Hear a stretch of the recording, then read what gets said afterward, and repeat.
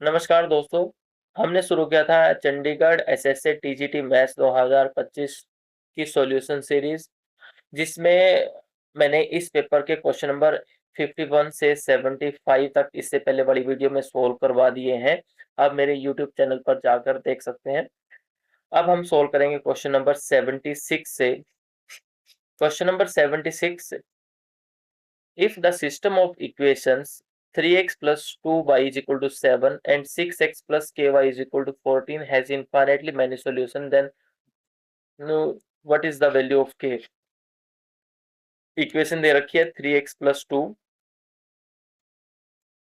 y is equal to 7 और दूसरी equation है 6x plus ky is equal to 14। अच्छा, अगर हमारे पास ऐसी कोई दो लीनियर इक्वेशन है तो इनका इनफाइनाइट सॉल्यूशन कब होगा, उसकी कंडीशन क्या है? चलिए पहले वो कंडीशन देखते हैं। ऐसी मान लिया हमारे पास दो कोई जनरल इक्वेशन है, लीनियर इक्वेशन। इन दोनों इक्वेशन के इनफाइनाइट सॉल्यूशन कब होंगे? जब हमारे पास a1/a2 is equal to b1/b2 is equal to c1/c2, ये तीनों रेशो इक्वल आ जाए, तब हम कहते हैं कि इन दोनों इक्वेशंस के इनफाइनाइट मैनी सॉल्यूशंस होंगे। अब गिवन सिस्टम ऑफ इक्वेशन ये है, इसके इनफाइनाइट सॉल्यूशन दे रखे हैं, तो ये कंडीशन अप्लाई करते हैं। तो इनके कोएफिशिएंट्स का ratio 3/6 is equal to 2/k which is equal to 7/14। हमें तो k की वैल्यू निकालनी है, ये भी 1/2 है, ये भी 1/2 है, तो हम क्या करते हैं, इस बीच वाली टर्म को 2/k को 1/2 के इक्वल रख देते हैं। क्रॉस मल्टीप्लाई किया तो यहाँ से k इज इक्वल टू हमारे पास क्या आ जाता है 4। तो कौन सा ऑप्शन ठीक हो जाएगा? इसका ऑप्शन ए ठीक हो जाएगा। नेक्स्ट क्वेश्चन है, if the mean and median of moderately skewed distribution are 20 and 18 then approximate value of mode. देखो, अच्छा, मीन दे रखा है 20 और मीडियन दे रखा है 18।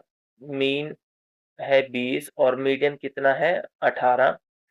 हमारे पास एक फार्मूला होता है, फार्मूला क्या? 3 median is equal to 2 mode minus mean, ये फार्मूला होता है। अच्छा, इस फार्मूले में ये वैल्यू रखते हैं तो हमें मोड की वैल्यू मिल जाएगी। चलिए देखते हैं। 3 इंटू मीडियन की वैल्यू कितनी है 18 is equal to 2 into mode, ये तो मोड तो निकालना ही हमें, माइनस मीन की वैल्यू कितनी है 20। चलिए, अच्छा ये कितना हो जाएगा 18 3 54, और इस 20 को इस तरफ लेके आएंगे तो प्लस का 20 इज इक्वल टू 2 मोड। इन दोनों को जोड़ा 74, तो मोड की वैल्यू क्या आ जाएगी 74/2, दैट इज 37। तो कौन सा ऑप्शन ठीक हो जाएगा इसका? नेक्स्ट क्वेश्चन है question number 77, if the mean and median of a moderately skewed distribution are 20 and 18 then we have to find the approximate value of mode. Mean कितना दे रखा है 20 है, मीन है हमारे पास 20 और मीडियन है 18। निकालना क्या है मोड, और मोड का फार्मूला क्या होता है 3 मीडियन माइनस 2 मीन। रख दो वैल्यू, 3 इंटू मीडियन की वैल्यू कितनी है 18 माइनस 2 इंटू मीन की वैल्यू कितनी है 20, ये कितना हो जाएगा 18 3 54 माइनस 40 कितना आ जाएगा 14। तो कौन सा ऑप्शन ठीक हो जाएगा? इसका ऑप्शन ए ठीक हो जाएगा। नेक्स्ट क्वेश्चन है क्वेश्चन नंबर 78। क्वेश्चन नंबर 78 में क्या दे रखा है, the sum of roots of quadratic equation 3x² minus 9x plus 5, sum of roots के क्या होता है माइनस b/a, ये सम ऑफ रूट्स होता है माइनस b/a, माइनस साइन ऐसे कैसा, b की वैल्यू यहाँ पे क्या -9 अपॉन a की वैल्यू कितनी है 3, माइनस माइनस प्लस हो गया, और इस 9 को कैंसिल किया 3 से तो कितना आ जाएगा 3। तो कौन सा ऑप्शन ठीक हो जाएगा? इसका ऑप्शन डी ठीक हो जाएगा। नेक्स्ट क्वेश्चन है, the number of ways in which 8 different books can be arranged on a shelf so that particular pair of books are always together. Question में दिया हुआ कि 8 बुक्स हैं, B1 B2 B3 B4 B5 B6 B7 और B8, ऐसे हमारे पास 8 books हैं और इनको एक बुक के शेल्फ में रखना है। और किस तरीके से रखना है कि एक पर्टिकुलर पेयर कि 2 बुक ऐसी हैं जो इकट्ठी ही आएंगी। मान लिया हमने ये बुक इकट्ठी आएंगी, इनको हम आगे पीछे नहीं कर सकते थर्ड और फोर्थ बुक को। तो हम पहले क्या करते हैं, इसको एक ब्लॉक मान लेते हैं। इसको एक ब्लॉक मान के अब देखो कितनी बुक्स को अरेंज करना है, 1 2 3 4 5 6 7, 7 फैक्टोरियल तरीकों से हम 7 बुक्स को अरेंज कर सकते हैं। लेकिन अब इस ब्लॉक में भी तो इन बुक्स को आगे पीछे कर सकते हैं, B4 और B3 भी तो आ सकता है। तो कितने तरीके ये हो गए, 2 तरीके ये हो गए, 2 फैक्टोरियल। तो यहाँ पे 7 फैक्टोरियल कितना होता है, 7 फैक्टोरियल को खोलते हैं तो 5040 गुणा में 2। अच्छा ये तो ऑप्शन में ऐसे ही दे रखा, सोल्व भी नहीं करवाया उसने। तो कौन सा ऑप्शन ठीक हो जाएगा, इसका ऑप्शन सी ठीक हो जाएगा। नेक्स्ट क्वेश्चन है, the area bounded by the curves y is equal to 4x and y is equal to x is equal to y square is equal to 4x। एक लाइन ये, एक कर्व ये दे रखी है और दूसरी ये लाइन दे रखी है, इनके बीच का एरिया निकालना है। अच्छा एरिया निकालते हैं, चलो एक काम करते हैं, इसमें पहले इसको ड्रॉ करते हैं हम पैराबोला को। y square is equal to 4x, हमारा पैराबोला कुछ इस तरीके का होगा, यहाँ से होके जाएगा, जिसका फोकस क्या होगा 1,0 और y is equal to x line है। तो हम देख लेते हैं कि इंटरसेक्शन पॉइंट क्या है, तो हम y की जगह x रख देते हैं इसमें, x square is equal to 4x, तो x की वैल्यू आएगी 0 और 4 आ जाएगी यहाँ से सोल्व करने के बाद। अगर x की वैल्यू 0 हो जाती है और x और y दोनों इक्वल है, तो इंटरसेक्टिंग पॉइंट क्या आ जाएंगे, x 0 है, y भी 0 और 4,4। तो एक तो ये पॉइंट आ जाएगा, 4,4 कहीं आगे जाके होगा या फिर कर्व कुछ इस तरीके से जाएगी, तो ये 4,4 आगे जाके कहीं होगा इस पे। तो हमें ये एरिया निकालना है। ये एरिया निकालने के लिए हम क्या करते हैं, इंटीग्रेशन का यूज।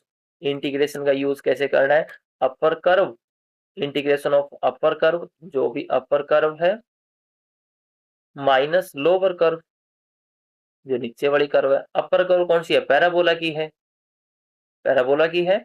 पैराबोला में इसमें ध्यान से देखोगे तो y की वैल्यू क्या आ जाएगी, √4x। इसको सोल्व किया तो √4 into √x that is 2√x बन जाएगा। तो अपर कर्व तो पैराबोला थी और लोअर कर्व कौन सी है, जो ये लाइन दे रखी है, तो y is equal to x। लेकिन कहां से कहां तक इंटीग्रेशन करना है, ये कौन सा पॉइंट था 4, तो 0 से 4 तक हम इसका इंटीग्रेशन कर देते हैं। चलिए अपर कर्व y की वैल्यू निकाली तो 2√x, लोअर कर्व क्या है y की वैल्यू x, तो इसका इंटीग्रेशन करना है 0 से 4 dx। चलिए अच्छा x √x है, तो इसका मतलब क्या होता है, x की पावर कितनी है 1/2। अब इसका इंटीग्रेशन करेंगे तो यहाँ पे पावर एक ऐड हो जाएगी, एक बढ़ जाएगी और वही चीज नीचे आ जाएगी। तो 2 तो ऐसे कैसा, अच्छा इसका इंटीग्रेशन किया तो x की power 1/2 plus 1 upon 1/2 plus 1 minus x का इंटीग्रेशन किया तो x स्क्वायर बाय 2 और लिमिट पुट करनी है 0 से 4।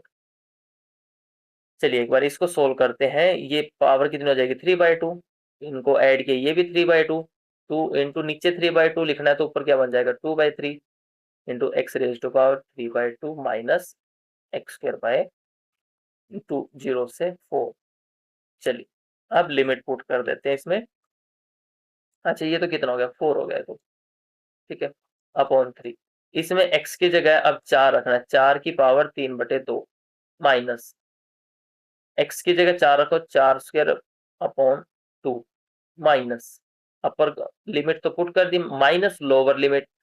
लोअर लिमिट में 0 है, 0 को पुट करते हैं तो 0 माइनस 0 ये तो 0 ही हो जाएगा, तो हम ये लिखने की जरूरत नहीं है, हम इसको नहीं लिखेंगे। चलो इसको सोल्व करो अब, ये 4/3 तो ऐसे कैसा, अच्छा इस 4 को 4 की पावर 3/2 है तो इसको क्या लिख सकते हैं 2 की पावर 2 गुणा में 3/2, 2 से 2 कैंसिल, तो 2 की पावर 3 कितना होता है 8 माइनस, अब ये कितना, इसको हटा दो, ये कितना है 16, 16 का आधा कितना होगा 8। ठीक है चलिए 8 तो कॉमन आ जाएगा इसमें, 8 कॉमन आया, 4/3 माइनस 1 बचा, एलसीएम लेके सोल्व करो, 3 एलसीएम आया, क्रॉस मल्टीप्लाई करते हैं 4 माइनस 3 इंटू 8 दैट इज 8/3 हमारा रिक्वायर्ड एरिया हो जाएगा। तो कौन सा ऑप्शन ठीक हो जाएगा, इसका ऑप्शन ए ठीक हो जाएगा। नेक्स्ट क्वेश्चन है, if the correlation coefficient between x and y denoted by r equal to 0, then which of the following is correct। अगर कोरिलेशन r 0 हो जाता है तो रिग्रेशन लाइन हमेशा क्या हो जाती है, परपेंडिकुलर हो जाती है। तो कौन सा ऑप्शन ठीक हो जाएगा, इसका ऑप्शन सी।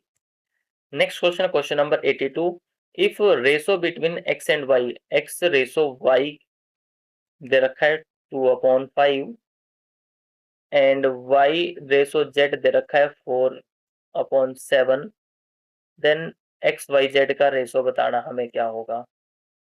अच्छा एक चीज देखो, यहाँ से हम इनको रेशो की फॉर्म में लिख लेते हैं। एक्स वाई का रेशो है 2/5, वाई जेड का रेशो क्या है 4/7। तो हम इन दोनों नंबरों को सेम कर लेते हैं।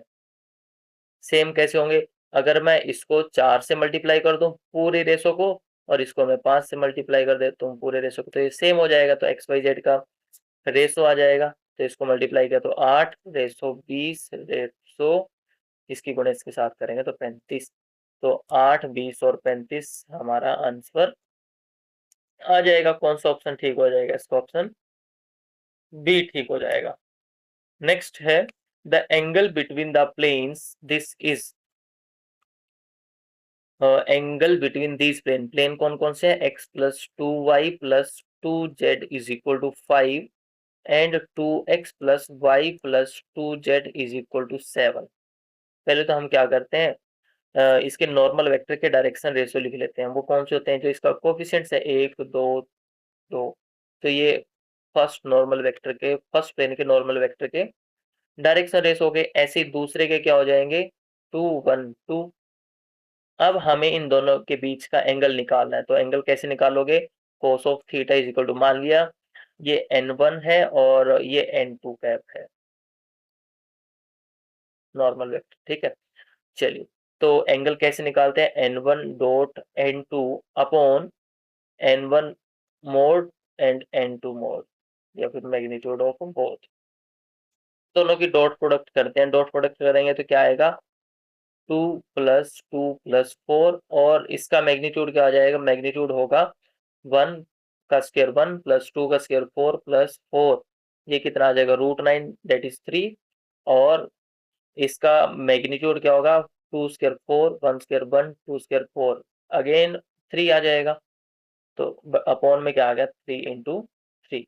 अच्छा ऊपर वालों को ऐड करो, ऊपर वालों को ऐड करते हैं तो 2 और 2 4 और 4 8, तो 8/9 आ गया। हमें तो एंगल चाहिए, तो cos of theta is equal to cos of inverse 8/9। तो ये इन दोनों एंगल्स के, दोनों प्लेन्स के बीच का एंगल आ जाएगा। कौन सा ऑप्शन ठीक हो जाएगा, इसका ऑप्शन डी ठीक हो जाएगा। नेक्स्ट क्वेश्चन है question number 84, the relation R on Z defined by A is related to B if A minus B is divisible by 5, then we have to check whether it is symmetric, non-symmetric, equivalence or reflexive relation। अच्छा relation किस तरीके से define है, ये देखो कि A is related to B if and only if A minus B is divisible by 5, अगर ये 5 से डिविजिबल होगा, ठीक है। तो रिफ्लेक्सिव के लिए क्या करना होता है कि A बिलोंग्स टू R होना चाहिए for all A belongs to Z। एक बार चेक कर लेते हैं इन दोनों का डिफरेंस, क्या 5 से डिविजिबल है क्या, 0 5 से डिविजिबल है, बिल्कुल है, हर एक नंबर से डिविजिबल है। तो यहाँ से हम क्या कह सकते हैं, A बिलोंग्स टू और for all A belongs to Z। Symmetric के लिए चेक करो एक बार, सिमेट्रिक के लिए क्या होगा, अगर B R में है, then we have to check A R में है या नहीं है। तो A, B R में है, तो इसका मतलब क्या होगा, A minus B is divisible by 5, तो ये 5 से डिविजिबल होगा बाय 5। अगर मैं इसको माइनस से मल्टीप्लाई कर दूं तो ये भी तो 5 से डिविजिबल होगा। माइनस से मल्टीप्लाई करके क्या आ जाएगा, माइनस से मल्टीप्लाई किया तो B तो प्लस का हो गया और A माइनस का हो गया, दिस इज डिविजिबल बाय 5।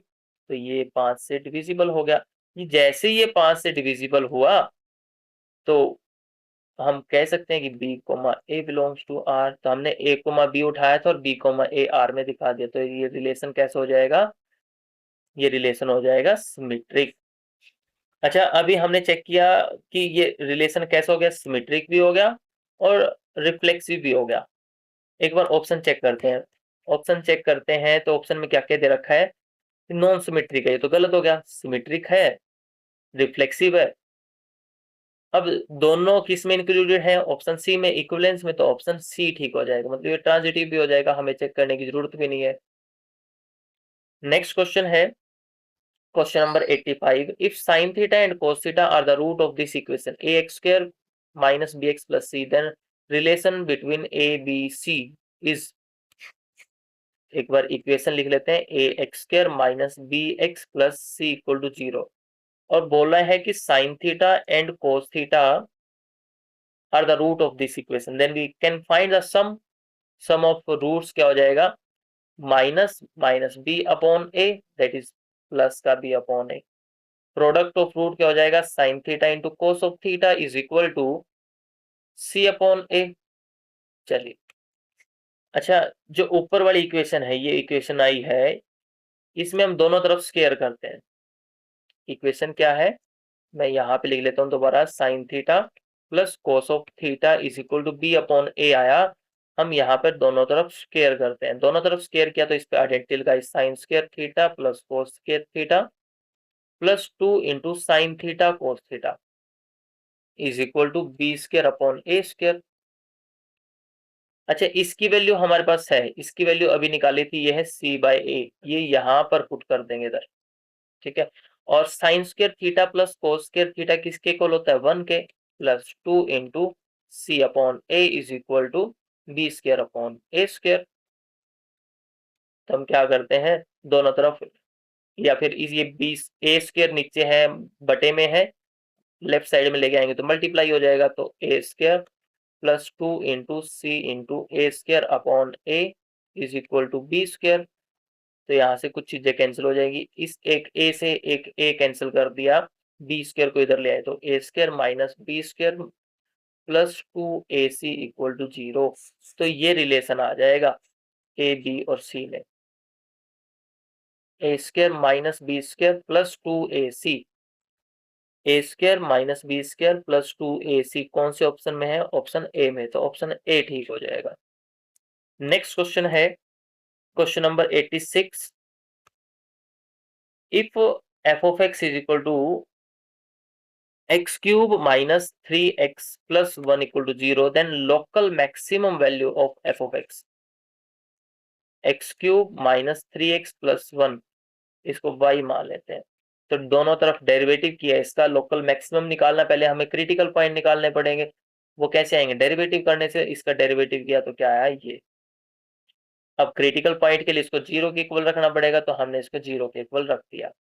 यहाँ से 3 कॉमन आया तो बचा क्या, x square minus 1 equal to 0, 3 को दूसरी तरफ भेज दिया तो x square minus 1 equal to 0 बचा, और इसको सोल्व किया तो क्या आएगा, फैक्टर बनाए इसके, x minus 1 x plus 1 equal to 0, x की वैल्यू आ गई हमारे पास 1 और माइनस 1। अब आगे क्वेश्चन में क्या पूछा, find the local maximum value of function, value बतानी है फंक्शन की कितनी होगी, पहले वो पॉइंट चेक कर लेते हैं किस पे मैक्सिमम है किस पे नहीं। इसका डबल डेरिवेटिव किया, फर्स्ट डेरिवेटिव तो हो गया, डबल डेरिवेटिव किया 6x हो जाएगा। अब पॉजिटिव नेगेटिव देखते हैं, हमें पता है कि अगर double derivative at x is equal to a पे पॉजिटिव हो जाए तो हम कहते हैं कि ये लोकल मैक्सिमम, लोकल मिनिमम इस पॉइंट पे एग्जिस्ट करेगा। अगर ये नेगेटिव हो जाए तो यहाँ पर लोकल मैक्सिमम एग्जिस्ट करेगा। तो एक बार चेक कर लेते हैं नेगेटिव किस पे आएगी, जब हम नेगेटिव वैल्यू रखेंगे इसमें, मतलब at x is equal to -1 पे ये वैल्यू क्या आ जाएगी, नेगेटिव, मतलब वाई डबल डैश नेगेटिव होगा, तो इस पॉइंट पे मैक्सिमम वैल्यू एग्जिस्ट करेगी। हमें मैक्सिमम वैल्यू बतानी है, मैक्सिमम वैल्यू के लिए क्या करना पड़ेगा, इसमें x की जगह -1 रखते हैं, -1 क्यूब -3 इंटू -1 प्लस 1, ये कितना हो जाएगा, -1 प्लस 3 प्लस 1, तो 1 से 1 कैंसिल, तो कितना आ जाएगा 3। तो कौन सा ऑप्शन ठीक हो जाएगा, इसका ऑप्शन सी ठीक हो जाएगा। नेक्स्ट क्वेश्चन है If the roots of x square plus x plus 1 equal to 0 is alpha and beta, then find alpha raised to power 10 plus beta raised to power 10.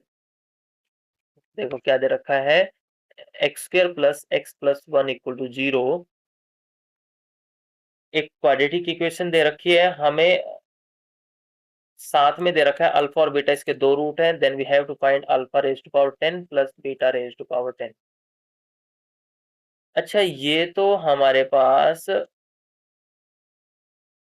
ये तो क्यूब रूट ऑफ यूनिटी जैसा दिख रहा है। यहाँ पे x cube is equal to 1 होता है, तो यहाँ से इसके दो रूट्स आते हैं, कौन कौन, तीन रूट्स आते हैं, कौन कौन से, 1 ओमेगा और ओमेगा स्क्वायर,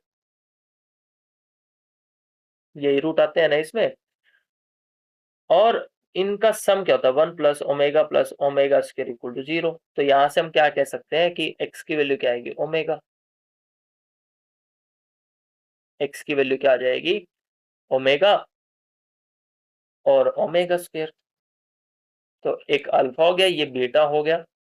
तो अल्फा की वैल्यू यहाँ पे ओमेगा रखते हैं, तो ओमेगा की पावर 10 प्लस बीटा की वैल्यू ओमेगा रखते हैं, तो यहाँ पे क्या बन जाएगा, omega square raised to power 10।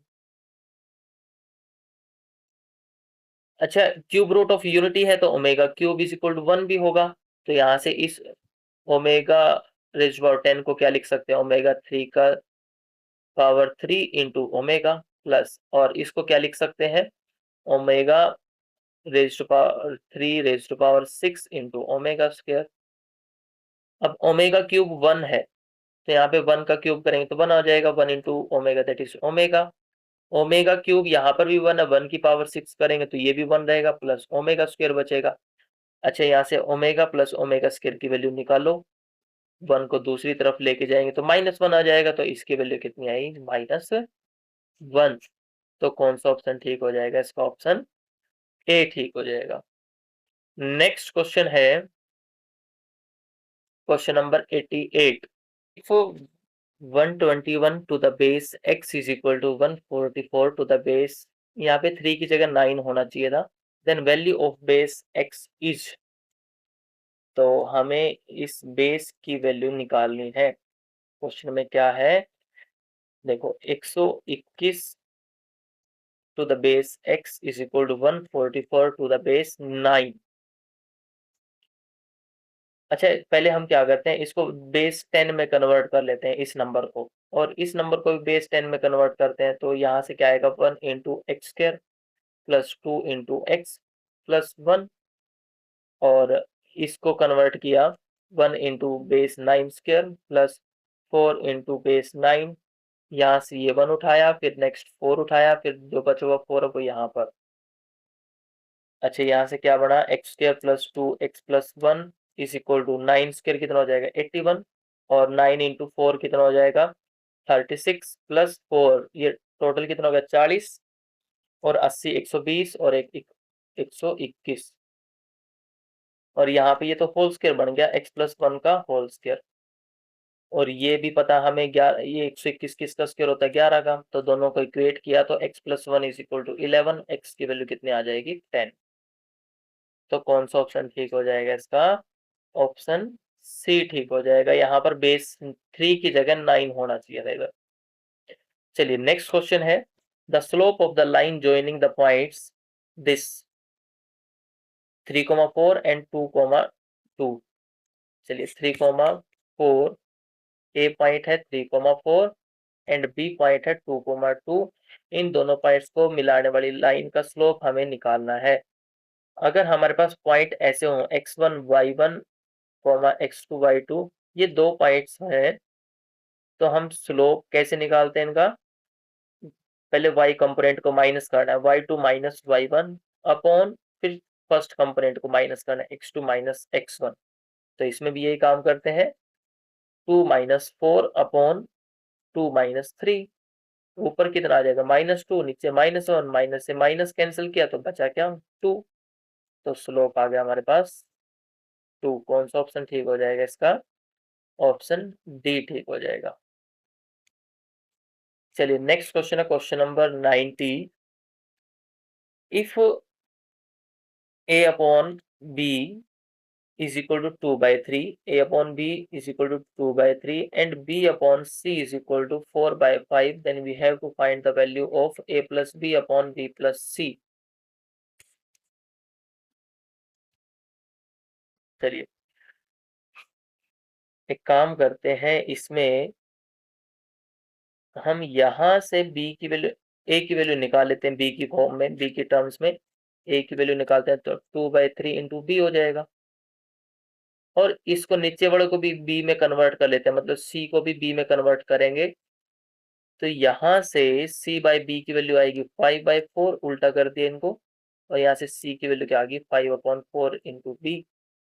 तो बस इनमें वैल्यू रख दो। अब इसमें वैल्यू रखते हैं, a की वैल्यू क्या आई थी अभी 2/3 into B plus B upon b की वैल्यू तो ये ऐसे कैसे रखो, और c की वैल्यू क्या आई थी 5/4 इंटू बी। ऊपर से भी b कॉमन आ जाएगा, नीचे से भी b कॉमन आएगा, तो b से तो b कैंसिल कर देंगे हम, बचेगा क्या 2/3 प्लस 1 अपॉन 1 प्लस 5/4, बी से बी कैंसिल कर दिया।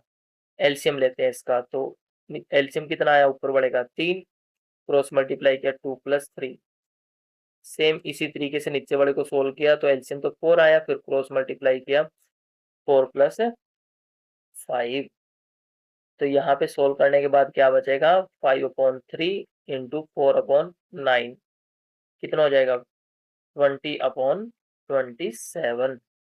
तो कौन सा ऑप्शन ठीक हो जाएगा इसका, ऑप्शन ए 20/27।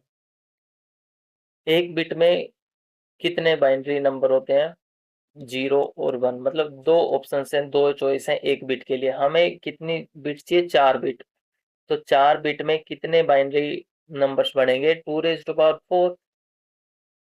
यहाँ पे चॉइस कितने हैं, हर एक के पास 2 है ना, तो 2⁴ दैट इज 16। तो कौन सा ऑप्शन ठीक हो जाएगा, इसका ऑप्शन ए ठीक हो जाएगा। नेक्स्ट क्वेश्चन है question number 92, if A is a skew symmetric matrix of order 3 cross 3 then determinant of A is always 0। ये रिजल्ट ध्यान रख सकते हो, अगर हमारे पास ओड ऑर्डर की कोई स्क्यू सिमेट्रिक मैट्रिक्स है तो उसका डिटरमिनेंट हमेशा क्या होगा 0 होगा। नेक्स्ट क्वेश्चन है question number 93, the foci of the hyperbola x² minus y² 9 is equal to 1। अच्छा पहले इसको देखो, हाइपरबोला कैसा बनेगा, ये हाइपरबोला हमारा हॉरिजॉन्टल हाइपरबोला। अब हॉरिजॉन्टल है तो इसका फोकस तो एक्स एक्सिस के ऊपर होगा, मतलब उसके कोऑर्डिनेट कैसे होंगे x,0 जैसे। अब जहां पर ये 0,x जैसा लिखा हुआ है वो तो ऑप्शन नहीं हो सकता, तो पहला ऑप्शन भी गया और डी ऑप्शन भी गया, ये दो ऑप्शन बचे। अब चलिए चेक करते हैं इनको अब। अच्छा हम क्या करते हैं, इसको जनरल इक्वेशन से कंपेयर करते हैं पहले, x² minus y² is equal to 1 है, तो यहाँ से इनको कंपेयर किया, a² की वैल्यू आई 4, a की वैल्यू आई 2, b² की वैल्यू कितनी आई 9 और b की वैल्यू कितनी होगी 3। अब हाइपरबोला के केस में हमारे पास फोकस के कोऑर्डिनेट्स क्या होंगे, इस केस में प्लस माइनस AE,0। अब हमें E निकालना पड़ेगा, एसेंट्रिसिटी निकालना पड़ेगा, कैसे निकालोगे, b² is equal to a² into E² minus 1 होता है, b² की वैल्यू कितनी है 9, a² की वैल्यू कितनी है 4, E² माइनस 1, ऐसे कैसे लिखो, 4 को हम लेफ्ट साइड में ले आते हैं, 9/4 is equal to E² minus 1, और यहाँ से E² की वैल्यू निकालते हैं, 1 को लेफ्ट साइड में लेके आएंगे तो क्या बनेगा 9/4 प्लस 1 दैट इज 13/4, और E की वैल्यू क्या आ जाएगी प्लस माइनस √13/4, 4 का रूट कितना हो जाएगा 2, तो यहाँ पे 2 बचेगा। और फोकस के कोऑर्डिनेट्स क्या है, प्लस माइनस AE चाहिए हमें, प्लस माइनस तो ठीक है, A की वैल्यू कितनी थी 2 इंटू E की वैल्यू अभी निकाली √13/2 0, इससे कैंसिल हो जाएगा, प्लस माइनस √13,0 बचेगा। तो कौन सा ऑप्शन ठीक हो जाएगा, इसका ऑप्शन सी ठीक हो जाएगा। नेक्स्ट क्वेश्चन है question number 94, if p and q are the roots of the quadratic equation this then find the quadratic equation whose roots are p cube and y cube. चलिए equation क्या दे रखी है, x square minus 4x plus 3, ये equation है। अच्छा P और Q इसके रूट्स हैं, तो पी प्लस क्यू किसके इक्वल होगा, minus minus 4/1 that is 4, and P into Q किसके इक्वल होगा, 3 के, 3/1 दैट इज 3। अब हमें चाहिए क्या, पी क्यूब और वाई, पी क्यूब और क्यू क्यूब चाहिए, या तो हम अलग अलग निकाल लें या फिर इन दोनों का सम निकाल लें और इन दोनों की प्रोडक्ट निकाल लें, तब भी हमारा काम बन जाएगा। चलिए हम क्यूब का सम निकालते हैं दोनों के रूट्स का। इसमें दोनों तरफ क्यूब किया तो यहाँ से क्या मिलेगा, p plus q cube is equal to 4 cube.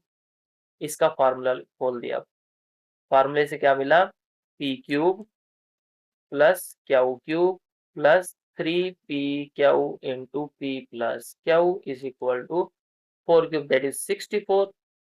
अच्छा हमें तो इसकी वैल्यू निकालनी है, तो p cube plus q cube तो ऐसे कैसे लिखा, प्लस 3 इंटू पी क्यू की वैल्यू कितनी थी 3 और p प्लस क्यू की वैल्यू कितनी थी 4 इज इक्वल टू 64। चलिए अब P cube plus q cube की वैल्यू क्या आ जाएगी, ये कितना हो जाएगा 64 माइनस इन दोनों की मल्टीप्लाई करो 9, 9 4 जा 36, तो ये माइनस करना है हमें। माइनस करने के बाद ये कितना हो जाएगा हमारे पास 28, ये तो आ गया हमारे पास दोनों का सम। और एक और चाहिए था हमें दोनों की product P cube into Q cube, इसको लिख सकते हैं पी क्यू का होल क्यूब, और पी क्यू की वैल्यू कितनी थी 3, तो इसको लिख सकते हैं 3 क्यूब दैट इज 27। अब हमें इक्वेशन निकालनी है, क्वाड्रेटिक इक्वेशन, जिसके रूट्स का सम क्या हो 28 हो और प्रोडक्ट कितनी हो 27। तो वो कैसे आएगी, x square minus sum of roots into x plus product of roots. बस इसमें वैल्यू रख देते हैं, तो x square minus 28x plus 27, ये हमारे पास इज इक्वल टू 0, ये हमारे पास क्वाड्रेटिक इक्वेशन आ जाएगी। तो कौन सा ऑप्शन ठीक हो जाएगा इसका, 28 और 27 वाला ऑप्शन बी ठीक हो जाएगा। नेक्स्ट क्वेश्चन है question number 95, the number of terms in this expansion 1 plus x raise to power 100। अच्छा जितनी पावर है उससे एक ज्यादा हो जाएगा, मतलब 101 टर्म्स आ जाएंगे इसमें, कौन सा ऑप्शन ठीक हो जाएगा इसका, ऑप्शन ए ठीक हो जाएगा। नेक्स्ट क्वेश्चन है question number 96, if the equation x plus ay is equal to 3 and 2x plus 6y is equal to 9 are inconsistent, then the value of a is, equation क्या क्या है, x plus ay is equal to 3, 2x plus 6y is equal to 9। अब ये system of equation inconsistent दे रखी है। Inconsistent कब होगी, जब कोई सोल्यूशन नहीं होगा। कोई सोल्यूशन कब नहीं होगा, जब दोनों लाइनें कैसी होंगी, पैरेलल होंगी। पैरेलल की कंडीशन क्या है, कोफिशिएंट को कंपेयर करते हैं, कोफिशिएंट का ratio 1/2 is equal to a/6 but not equal to 3/9। तो इनके कोफिशिएंट्स का रेशो कंपेयर करते हैं, पहले दो के कोफिशिएंट का रेशो तो इक्वल होना चाहिए, लेकिन तीसरा कोफिशिएंट का रेशो इक्वल नहीं होना चाहिए। तो हम दोनों को इक्वेट करते हैं, यहाँ से a की वैल्यू क्या आ जाएगी, 1/2 इंटू 6 कैंसिल किया तो कितना आ गया 3। तो कौन सा ऑप्शन ठीक हो जाएगा इसका, ऑप्शन ए ठीक हो जाएगा। नेक्स्ट क्वेश्चन है,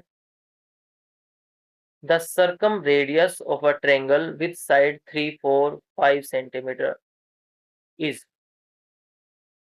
चलिए अच्छा 3 4 5 ये साइड दे रखी है ट्रायंगल की, तो ये तो पाइथागोरियन ट्रिपलेट बन रहा है, मतलब ये जो साइड है राइट एंगल ट्रायंगल की साइड है, तो चलिए वो बना लेते हैं हम कुछ इस तरीके से। इस ट्रायंगल को बना लिए, ये 3 साइड है, ये 4 है और ये 5। अब हमें निकालना क्या है, सर्कम रेडियस निकालनी है। सर्कम रेडियस का मतलब क्या है, एक ऐसा सर्कल जो इन तीनों वर्टिसेस से पास हो रहा है, कुछ इस तरीके से उस सर्कल की रेडियस निकालनी है। और उस सर्कल का सेंटर क्या होता है, हाइपोटेनियस का मिड पॉइंट। अगर हमारे पास राइट एंगल ट्रायंगल है तो हमें यहाँ से यहाँ तक की लेंथ निकालनी है। टोटल कितनी है, 5 है, तो आधी कितनी हो जाएगी, 5/2, मतलब 2.5। तो कौन सा ऑप्शन ठीक हो जाएगा इसका, ऑप्शन सी ठीक हो जाएगा। नेक्स्ट क्वेश्चन है, if f of x is equal to x square plus 1 and g of x is equal to 2x plus 3,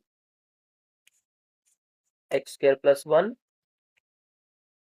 ये तो f of x दे रखा है, और g of x क्या है, 2x plus 3, then we have to find the value of f of gx, f of g of x, ये value निकालनी है हमें। क्या करेंगे, पहले g को x के ऊपर ऑपरेट करते हैं, तो gx की वैल्यू क्या है, f तो बाहर रहेगा, gx की वैल्यू है 2x plus 3, f की वैल्यू क्या है, एक्स स्क्र प्लस 1, तो यहाँ पे क्या बन जाएगा, 2x plus 3 whole square plus 1। अब आंसर देखो, इसका पूरा सोल्व कर रखा है तो हम भी पूरा सोल्व कर देते हैं इसको। होल स्क्र खोलते हैं, इसका होल स्क्र खोला तो क्या हो जाएगा, 4x² plus 3² that is 9 plus 2 into 2x plus 3 plus 1। अच्छा ये क्या बना, 4x², तो ऐसे कैसा, इनकी मल्टीप्लाई करो, 2 इंटू 2 4, 4 इंटू 3 दैट इज 12, साथ में x भी है, और 9 और 1 को ऐड किया तो कितना बना, ये 10। तो f ऑफ g की वैल्यू क्या आ जाएगी, 4x² प्लस 12x प्लस 10। तो कौन सा ऑप्शन ठीक हो जाएगा, इसका ऑप्शन डी ठीक हो जाएगा। नेक्स्ट क्वेश्चन है question number 99, the eccentricity of the ellipse x² upon 4 plus y² upon 9 is equal to 1 is, x² upon 4 plus y² upon 9 is equal to 1। अच्छा y के नीचे बड़ा नंबर है तो मतलब ये जो एलिप्स बनेगा वो हमारा वर्टिकल एलिप्स बनेगा, ठीक है। तो यहाँ से अगर हम कंपेयर करते हैं इससे x² upon b² plus y² upon a² is equal to 1 से, तो a² की वैल्यू कितनी आ गई, 9, और b² की वैल्यू आ गई हमारे पास 4। हमें इसकी निकालनी है एसेंट्रिसिटी। तो एसेंट्रिसिटी का फार्मूला क्या होता है, b² is equal to a² into 1 minus b²। b² की वैल्यू रखो 9 इज इक्वल टू, b² की वैल्यू रखेंगे 4 is equal to 9 into 1 minus e²। 9 को दूसरी तरफ भेजो तो बना क्या ये। अच्छा हमें तो e² की वैल्यू निकालनी है, तो e² को हम लेफ्ट साइड में लेके आते हैं और 1/4 को राइट साइड में लेकर जाते हैं, साइन बदल जाएगा। एलसीएम लिया तो 9 आया, क्रॉस मल्टीप्लाई कर दिया तो कितना आया, 5/9। तो e² की वैल्यू आई है 5/9, तो हमें तो e की वैल्यू चाहिए, तो दोनों तरफ अनरूट करते हैं तो √5/3 आ जाएगा। तो कौन सा ऑप्शन ठीक हो जाएगा इसका, ऑप्शन सी ठीक हो जाएगा, √5/3। नेक्स्ट क्वेश्चन है question number 100, the sum of money is divided among 3 A B C in ratio 1:3।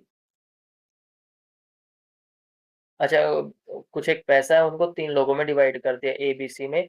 If C gets 400 more than A, मतलब C किसके इक्वल है, A से 400 ज्यादा मिले हैं उसको, और then what is the total sum बताना कितना होगा। रेशो क्या दे रखा है, रेशो है ए बी और सी का 1:3 रेशो दे रखा है।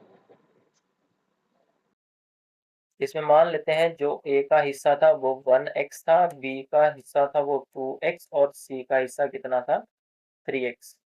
अब जो ऊपर इक्वेशन लिखी है उसमें c और a की वैल्यू रख देते हैं। c की वैल्यू कितनी है, 3x which is equal to 1x plus 400। 1x को इस तरफ लेके आएंगे, 3x minus 1x is equal to 400, minus करेंगे तो 2x इज इक्वल टू 400, और यहाँ से x की वैल्यू कितनी आ जाएगी, 400/2 मतलब 200। तो x का हिस्सा तो 200 आ गया, 1 इंटू 200 दैट इज 200।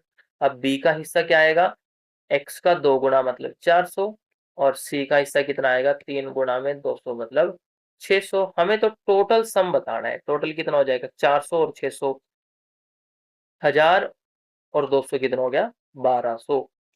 तो टोटल कितना था हमारे पास, 1200। बाकी क्वेश्चंस हम नेक्स्ट वीडियो में करेंगे। Thank you.